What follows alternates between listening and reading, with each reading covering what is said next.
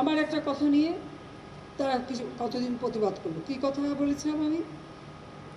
আমার কথাটাকে বিকৃত করা হয়েছিল। আমি বলেছিলাম মেধা মেধা মেধা, কোটা না মেধা। তো কোটা আমাদের নারীর কোটা, প্রতিবন্ধীদের কোটা, নৃগোষ্ঠীর কোটা, প্রত্যেক জেলার কোটা, মুক্তিযোদ্ধা পরিবারের কোটা, সেগুলো তো আমি বাতিলও করে দিয়েছিলাম। তারপরে কোটা না মেধা, মেধা না কোটা, তো কোটা মেধার মধ্যে এত তফাতের কী আছে? এখানে মেধাই তো হয়। প্রথমে প্রিলিমিনারিতে তাদেরকে পরীক্ষা নেওয়া হয়, এরপর লিখিত পরীক্ষা হয়।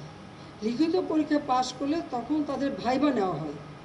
ভাইবা নেওয়ার পরে তারপর যখন পদায়ন করা হয় তখন যারা মেধাবী তারাই পায়। আর অবশ্যই এই কোটাগুলি ভাগ করে দেওয়া হয়।